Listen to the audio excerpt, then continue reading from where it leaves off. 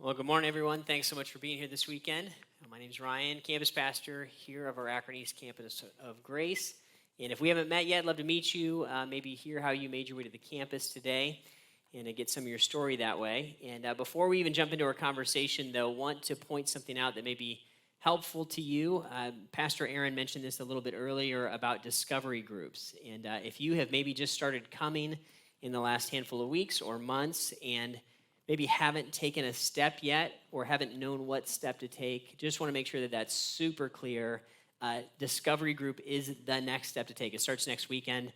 And what we're going to do is over the next 4 weekends after this service on Sunday, we'll buy you lunch, watch the kids, and then we'll have a conversation around kind of the vision and the mission, the values of Grace Church, and kind of why we do what we do. And from that 4-week experience, you'll walk away and be able to get connected. If you want to take a next step, we'll help you to do that and kind of answer your questions and walk through kind of what it means to be a part of Grace. And so I think that is very, very helpful experience if you want to jump into that. So sign up. You can do that through the app or, of course, out there at our welcome desk. If you want to just give somebody your info real quick, they'll get you signed up as well. And we've been in a series the last handful of weeks now all about wisdom. Wisdom, all in the book of Proverbs. That's where we've been kind of camping out. And we just said that wisdom is absolutely critical to life. I mean, if I'm going to have great relationships or do whatever I'm going to endeavor to do, if I'm going to do that well, I'm going to need to find some wisdom. And that's what we've been talking about is kind of the art of living and loving well, and how do we do that? And we've been spending a lot of time in the book of Proverbs. And that book of the Bible specifically is built on a lot of short little statements that are kind of generally true. They're general truisms, right? It's kind of how the book is built. And so in general, this is how things are, is kind of how it's presented in that idea of Proverbs. And so very, very helpful, very, very practical, just the study of the book of Proverbs. It's been very helpful to me. And as we've walked through, we've covered what wisdom kind of is, where it comes from. We looked a little bit at foolishness, kind of the flip side of wisdom. And then last week, we took a look at what great friendships and where wisdom comes into kind of our relationships with each other. And so if you missed any of those conversations, maybe catch up online. You can do that at our YouTube channel or on our website and watch or listen to those for free. What we want to do today, though, is dive into a conversation all about words, our speech, our language, our communication. And man, this has been fantastic for me, at least studying this week. It's been super challenging because our words are really, really important. And the reality is we say a lot of them.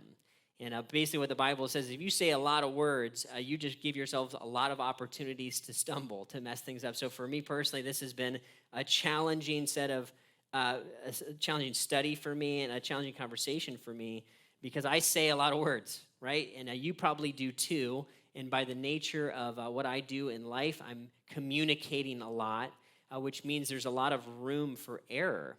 And words are going to show us a ton, and they have the great power to bring encouragement and kind of fuel in the tank. They also have the power to wound deeply and to destroy. And so we're going to take a look at how words are going to show up in the life of somebody who is pursuing wisdom and what that can look like. And I think we're going to have a lot to walk away with today.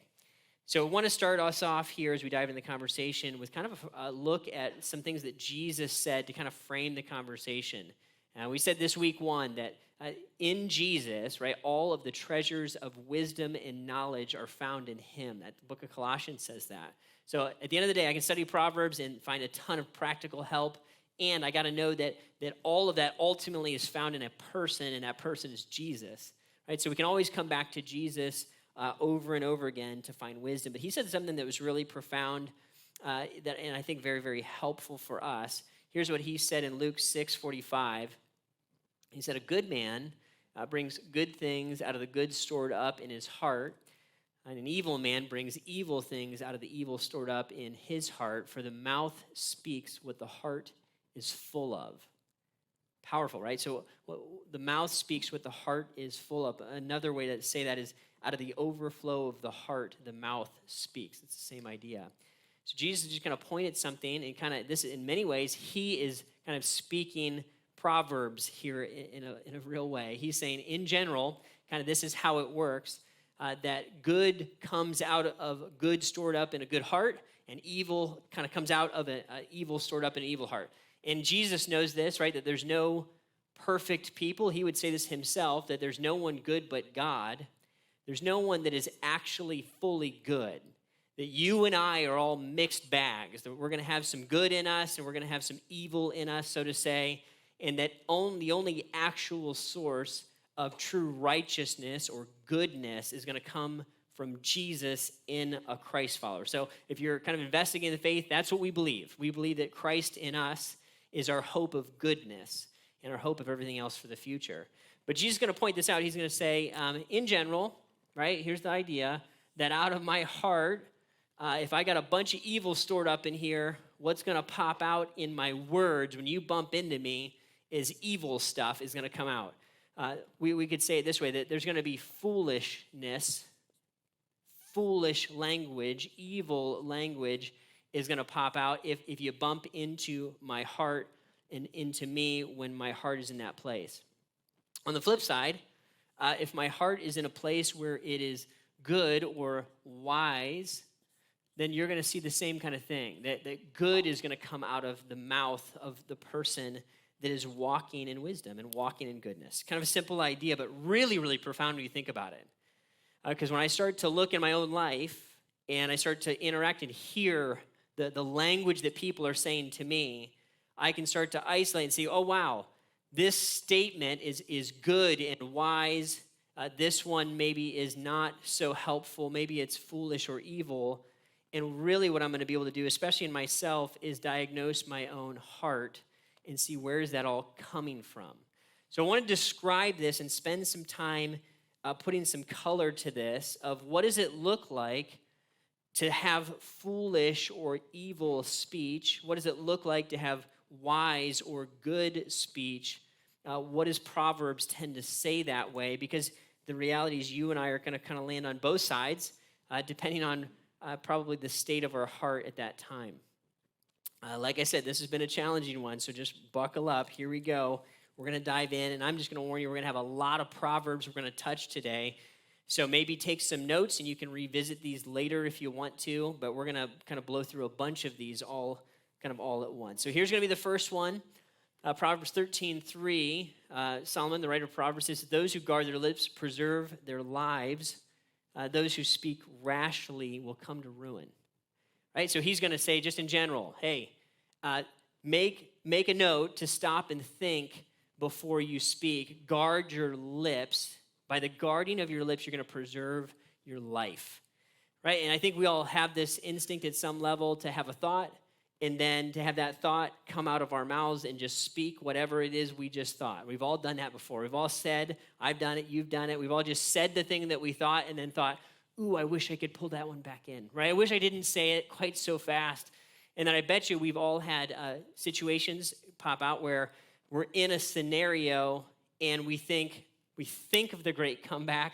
You think of the thing to say. Maybe it would be hilarious, but maybe somebody would be injured. Or maybe it feels like the right thing in the moment, and then all you have to do is wait 5 seconds, and then you go, ooh, I'm really glad I didn't say that. That person could have been wounded, or I didn't think through this other thing. The writer of Proverbs is simply saying, hey, think about this stuff before you say it. Be careful. Guard your lips. Protect your speech. It's going to save you. It's going to preserve your life if you do that. The person who just kind of just blurts and speaks rashly comes to ruin. I think that's a great starting point for us as we begin to dive in. So here's going to be the first categories we're going to dive into. Proverbs 12:22. The Lord detests lying lips, but he delights in people who are trustworthy. Okay, the Lord detests lying lips, but he delights in people who are trustworthy. So the first category we're going to break this down with is a deceitful speech is something that God hates. He loves truthful speech, trustworthy, honest, reliable speech versus deceitful and lying. So he's saying there's something that God hates about this. When out of my heart, there's a desire. When I'm lying, you've lied, I've lied. If you pretend that you haven't lied, you're a liar, and now you've lied. Right? It's just out. So we've all lied. When I'm lying, what happens is there's something in my heart that is trying to protect myself. I don't want you to see or know the real me. There's something I'm trying to gain for myself that I don't want you to see that I'm trying to gain. Maybe I'm even trying to lie to myself and say this is going to help you when I'm lying. But there's a deceitfulness that we all can slip into. And when it happens, God hates that. And I know I'm in foolishness when I'm lying. Here's why. Because the scriptures say that the fear of the Lord is the beginning of wisdom. The reverence of God is where wisdom begins. If I'm living every day with Jesus and then I'm lying, there's no way that can play out, right? Because when I'm lying, I'm thinking to myself, nobody sees this. Nobody knows this. I'm totally going to get away with this. Or else I wouldn't do it. If I'm living in the fear of the Lord, I'm living knowing that I have a God who sees me. He sees my heart and my mind. He's not going to strike me dead. He loves me. He's for me, but he does see me. He sees the thoughts of my mind, the intentions of my heart, and the words of my mouth. And as I live in that reality of being seen and known, that protects me from my own deceitfulness and drives me to speak what is true. Why? God sees me. He knows me. I'm living life with him. He loves that kind of trustworthiness, the consistency of the person who just kind of always tell the truth. It's a lot easier to tell the truth than to try to manage all of the lies and the deceits and the web that creates along the way. Right? So here's the first kind of breakdown, deceitful versus truthful speech. Goes on. Proverbs 10:11. The mouth of the righteous is a fountain of life, but the mouth of the wicked conceals violence. Wow, I thought about this a lot this week. Let's start with the back half. The mouth of the wicked conceals violence. I thought this is interesting.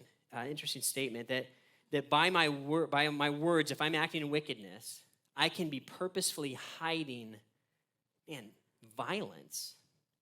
That there could be hate in my heart, or aggression in my heart, or unforgiveness in my heart, and by flattery or by pretending or by putting on a mask, by lying, I'm concealing what's actually going on inside of me.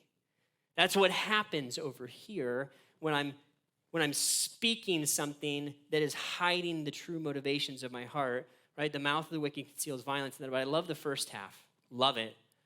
The mouth of the righteous, again, we want to look back from the lens of almost through Christ. The mouth of the person that lives in the righteousness of Jesus, it's a fountain of life. Think of this vision, from my mouth, from the words that I say, I can give life to people, like encouragement and fuel in the fire. And I can help see something in you or affirm something that God is doing in you. And we all have this. We have a coach or a friend or a person that we respect, and they said something to us, and it put fuel in the tank, and we lived a little bit off that statement. They were a fountain of life to us, and we need that with each other. I want to be that way more and more. I want to be somebody that life is just kind of coming out of my heart and ultimately out of my mouth. Because God is working here and residing here. Amazing. When there's a world that is confused and frustrated and angry and divided and discouraged and wondering, is there anywhere I can find hope? You and I can be a place that somebody could go and find a little bit of life. Just a little bit, just a word. Isn't that amazing? That just a sentence or two. To look at somebody and see their soul and speak some life into them. And I mean that in the most sane way possible, that I'm giving encouragement, and the life of Christ in me is being witnessed and caught, and they're seeing that what I'm saying is true. and it's coming from the source of truth. The mouth of the righteous is a fountain of life. Love it, right? God loves this stuff. He loves that we live that way. When I live in this arena, I'm living as a child of God. The enemy is the father of lies. He's the one that authored, that created, that originated deceit and lies. And when I live here, I'm operating, living in his arena, in his image, really. Here's the next one. Look at this. Look at this. This is a fascinating one. The words of the reckless pierce like swords, but the tongue of the wise brings healing. So this next set of categories is reckless, and careful. Careful. We'll talk more about both of these. Reckless and careful. So deceitful and truthful, reckless and careful. And look at the passage. The words of the reckless pierce like swords. The tongue of the wise brings healing. So when I say something, it might even be something that's true, but I do it recklessly. I'm going to jab you. I'm going to spear you. You're going to be harmed by it, right? I remember Lori and I, when we were engaged, we went to have our wedding. We asked everybody that attended to give us some marital advice. Like, give us your best thing, your best tip of advice. And it was awesome. We got some great responses back, and a bunch of people gave us good stuff. And we'll be married 20 years in June. So 20 years ago, I don't remember most of what I read, but I remember one of the things that somebody wrote. And it was just a sentence. And they said, don't be reckless with one another. Don't be reckless with one another. Be considerate. Be careful with each other.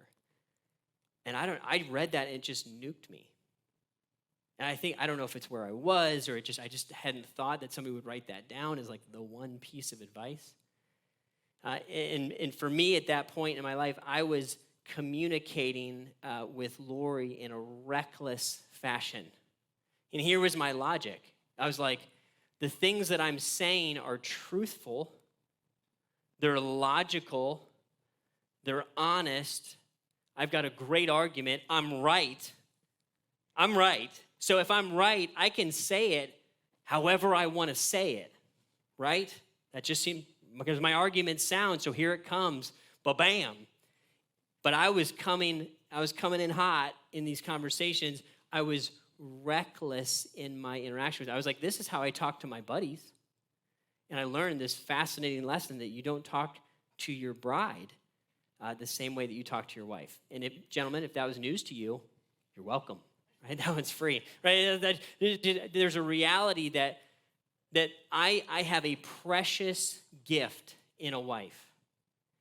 That her heart and mind take in the words that I'm speaking to her. And when I treat her recklessly, carelessly, that she feels damaged by that. I didn't know that. I learned that from hearing the marital advice, and maybe it originated from this passage, I don't know. But I'm not interested in piercing her with swords.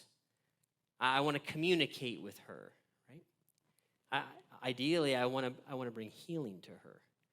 And while we could take this out of marriage and say across the board, if I'm communicating with people in my life with love, for the purpose of love, in general, a reckless style of communication where I'm spouting off at the mouth, I'm saying a condescending comment, I'm being passive-aggressive. The reality is when I'm communicating, if I love you, I don't actually mean for a comment to come out that hard, that intensely. I want to start to understand when I say things and the way I say things makes a huge difference, right? If I'm careful or if I'm reckless. The writer goes on, the heart of the righteous weighs its answers. The mouth of the wicked gushes evil, 15:28. Right? The heart of the righteous simply stops and weighs that answer. How is this going to be received? It's 5 seconds. often. How is this going to be received? Right? Rather than the quick comeback, rather than striking back, the righteous person is going to stop and think and ask the question, okay, is this the right thing to say right now? Should I stop? Should I wait? The mouth of the wicked man just gushes evil, just full throttle. And by the way, I think these proverbs apply to social media. Just saying, right? Just saying. I'm just going to say that out loud. I think it's critical that when I think about what would I want to communicate, what would I want to say to the people that are the audience that's receiving that. If it's on social media, that's however many friends you have. Would you want to stand on stage at church and say that to your 150 friends or your 500 friends or your 1,000? Would you say that out loud? Would you gush that information? Just be careful. Be careful. Is that careful communication or is it reckless? I just need to weigh that. And when I'm in the thick of a situation, I want to think it through because, man, I could blow somebody up just with a quick exchange. Doesn't take much. And you and I can all think back to conversations where we were hurt and damaged, where there was a side comment that came out, came out sideways, and we went back and we thought about it. And this cuts both ways. You and I we need to know this, that I know that when somebody says something to you and it was a condescending or a passive aggressive or it was just straight up mean, I know that you take that comment and you go home and you think about that. You think about it. You wonder, what do they mean by that? Why would they say that? Well, where do I stand with that person? When I say that to someone, they go home and do the same thing. It's a reality. And the flip side is also true. When you say something and it's bringing life to them, they go home and they think about that. When you speak life, when you love them, when you are a fountain of life and you give somebody encouragement, they go away and go, man, that was awesome that person said that. And they go away and they chew on that. It's powerful words, man. That's why the heart of the wise is going to weigh this, because somebody's going to take this deposit and they're going to go do something with that. Here's the next one. Proverbs 17. The one who has knowledge uses words with restraint. Whoever has understanding is even tempered. Even fools are thought wise if they keep silent, and discerning if they hold their tongues. Love that. So the one who has knowledge uses words with restraint. So it's not a decision to not use words. It's not that I'm never going to speak or never going to communicate, but I'm going to use them carefully with restraint. I'm going to think through it. I'm going to try to be even tempered. He says, man, if you're in a place where you're feeling tempted to gush evil and gush folly, and you just want to blurt, if you just don't say anything, people will think you're wise. Like, that sounds awesome, right? It sounds like a great, when I'm feeling foolish, I think I just will not talk so much. I'll try. My failure rate's pretty high, so I'm not sure. Right, but this is great wisdom. That I can look around and say, if I'm in a place where I'm not able to be careful, I'm only able to be reckless, then I probably should restrain my words and maybe even keep silent. Certainly that's going to apply to social media, applies to relationships. Here's going to be the next one. The heart of the wise make their mouths prudent, and their lips promote instruction. Let me explain this. I love this. Hearts of the wise, I love that he says they make their mouths prudent. Right? Our mouths do not come out prudent. We come out as children, and our mouths blurt things. What my kids said when they were born and they were learning how to talk? Same thing your kids said if you have kids. They said no. You know what I said when I came out and I started to talk? No. I said no and mine. Right? That's foolish. That's the heart of it all right there. No, mine, done. Our mouths have to learn how to be prudent. I have to learn how to use this thing, how to manage what's wanting to come out.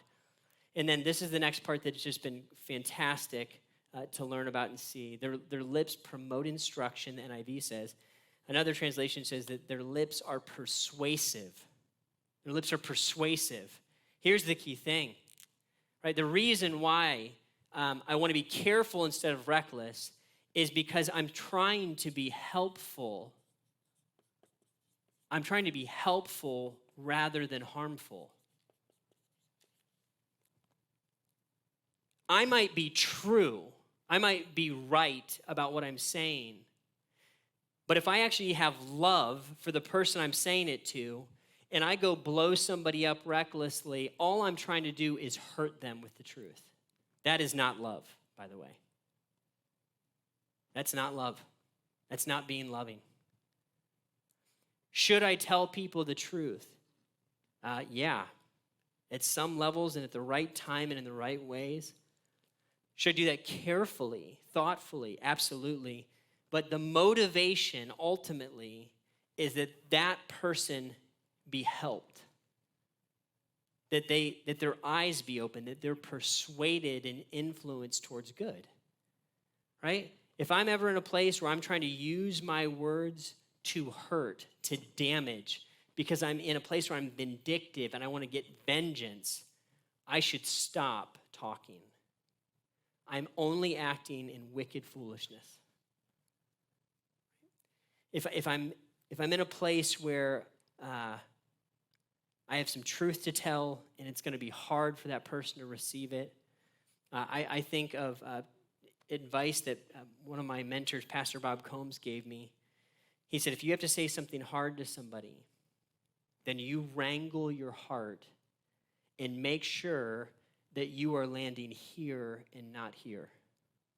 If you have to confront somebody, and you have to go show them the truth, then make sure that you are so brokenhearted for them that almost you have tears in your eyes because your heart is so soft for them. Don't go in hot. You wrangle your own heart and make sure it's out of good and out of helpfulness that you're communicating. I thought, man, that was gold. That was gold because my instinct was like, I'm right, you're wrong, watch me blow you up. I love you. Goodbye. Right? It seemed like a great formula for me. But people were getting hurt. And I started to learn about being careful and being helpful and being persuasive. If I actually want to love you, what that means, I need to try to help you find and see the thing that I'm finding and seeing. Take the time to do it. Here's a great one. Gentle answer turns away wrath, but a harsh word stirs up anger. We've all been in this situation. I don't know how it is when you get into an argument or a conflict. What happens to me is I feel an enormous amount of energy to respond back to you with a lot of articulate information, right? With emotion behind it. Sometimes harshly, right? That's my instinct, is it kind of fires me up, and I like to talk, and so I'm going to come talk to you with all my might. And I've done that, and what tends to happen when I do that, when I come in pride, and I come in self-righteousness, or I come passive-aggressively, or I come fully loaded, what happens is that escalates the situation. Pride breeds pride. Now your pride's coming out. Now you're coming in hot. And now we're in it, right? And guess what's happening? Nothing productive. Nothing helpful is coming out of that situation. Literally 5 seconds, 10 seconds, taking a deep breath, giving a gentle answer. Listen, you might say the exact same content to the person. You might say basically the same words. But you do it with gentleness instead of with pride and heat. It's received totally differently. This guy nailed it. This is true. I've seen this happen over and over again. I can say something. I literally had a guy say to me once, he's like, I don't know whether to punch you or give you a hug. I was like, awesome, I think I did it, right? And my fail rate is still, right? I'm still learning how to do this. But I believe in the truth of it more and more, and I want to land here, man. I want to actually be helpful. And love this proverb that the writer grabs onto here in 16:24. Gracious words are a honeycomb, sweet to the soul, healing to the bones. Sweet to the soul, healing to the bones. Man, it's way easier to blow somebody up with our words than it is to make them sweet and healing. Way easier. Right? Because I can just let myself run. I want to say, I'm just going to say it. First Amendment, I'm doing it. Say whatever I want. You can do that. That's your decision. I get it. And if I actually want to help people, I'm going to think carefully about how I do it, when I do it, why I'm doing it. Is healing actually the goal? Helping, healing, bringing encouragement and good into the lives of the people who hear me. I'll tell you guys, I think this is a lifelong art that we learn. And I mess it up regularly. Just a few weeks ago, I had a conversation with somebody, and they were trying to communicate their concern to me. And they were telling it to me, and as they started to tell it to me, I started to form within my mind a rant that I would like to communicate back. And I like to rant. I do. I'm a good ranter. Okay? And so as that person was communicating their thought, they got some thoughts out, and then I began to, in Ryan's style, logically rant on my opinion about the thing that they had said. And I got going, and the things I was saying were truthful, and they were right. And I walked away going, I don't think that went well, but I know it was right. I went home that night, and the next day or so, I don't know if it's the Lord, but I woke up about 3 a.m, and I thought, oh my goodness, I ran that person over. I just train wrecked them. I mean, I did not hear them. I did not truly take in their point of view. And as I thought deeper about what they said to me, I thought they were right. It's not that I was wrong. It's that I was incomplete. And their perspective didn't get heard. And we didn't meet where we could have met. And I'm positive because of that, my words were far less persuasive, far less helpful. I had to come to that person the next morning, and I looked at him and I said, I'm sorry. I blew it in that conversation. I did not listen to you. What you said was right. Forgive me. I was so convicted about it. Because I'm still learning how to do this. I bet you are too. What I'm so grateful for is that God, in his awesome wisdom, teaches us how this works and ultimately teaches us where it comes from. And what I know is this, that if my words are going to change, my heart's got to change. Because it's out of the overflow of my heart that my mouth speaks, the way that it speaks, the frequency with which it speaks, that I need to sometimes pull back, and I need to often be with Jesus and preach the gospel to myself. Remember, Ryan, Jesus died to pay for your sins. The thoughts of your heart, right? Your intentions, your motivations, your words. And when I do that, man, that slows me down. It humbles me. And I'm able to remember, right, Jesus, you died for this. This is my natural bent. Thank you for saving me. Will you create a clean and a pure heart within me? And out of that, will you flow a fountain of life to the people in mine? Guys, as the band comes up, I'd love for us to wrestle this through and to begin to ask the question, where's my speech? Is it truthful? Is it careful? Is it helpful? And I want to see that if it's not, it's simply symptoms of a heart that needs change. Would you bow your heads, close your eyes with me, pray together?